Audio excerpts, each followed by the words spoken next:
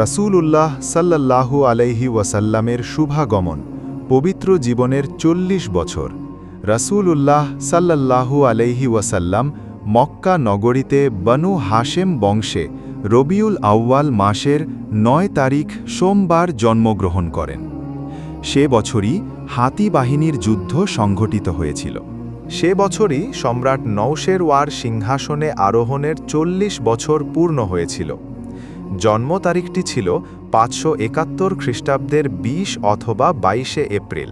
সৈয়দ সুলাইমান নদভী, সলমান মনসুরপুরি এবং মোহাম্মদ পাশা ফালাকি গবেষণার মাধ্যমে এ তথ্য উদ্ঘাটন করেছেন।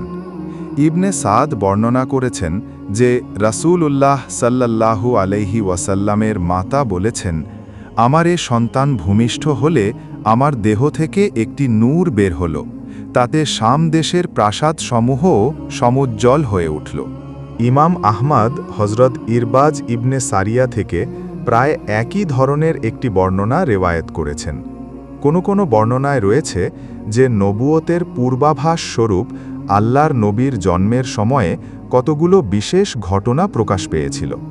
বাইহাকির বর্ণনায় রয়েছে যে পারস্যের কিসরার রাজপ্রাসাদের ১৪টি গম্বুজ ভেঙে পড়েছিল। অগ্নিপূজকদের বহুদনিকার প্রজ্জ্বলিত অগ্নিকুণ্ড নিভে গিয়েছিল। বহিরা রাহেবের গির্জা ধ্বংস হয়েছিল। অবশ্য এ বর্ণনা মুহাম্মদ গাজ্জালি সমর্থন করেননি। রাসূলুল্লাহ সাল্লাল্লাহু আলাইহি ওয়াসাল্লাম ভূমিষ্ঠ হওয়ার পর তার মাতা তার দাদা আব্দুল মুত্তালিবকে এ সুসংবাদ প্রদান করলেন। তিনি অত্যন্ত খুশি হয়ে পরম আনন্দে তাকে কাবাগৃহে নিয়ে গিয়ে আল্লাহর দরবারে দোয়া এবং তার শকর আদায় করলেন। অতঃপর তিনি তার নাম রাখলেন মুহাম্মদ। এ নাম আরবে অপরিচিত ছিল। এরপর আরবের রেওয়াজ অনুযায়ী ৭ম দিনে নাতির খাতনা করালেন।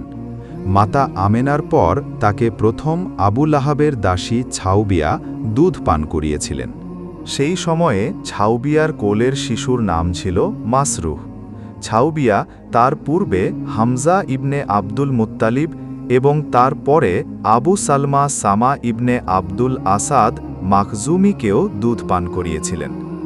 রাসূলুল্লাহ সাল্লাল্লাহু আলাইহি ওয়াসাল্লামের জীবনের এই অংশে আমরা পেলাম এক অপার শিক্ষা। পরবর্তী পর্বে থাকছে তার জীবনের আরেক অনন্য অধ্যায়।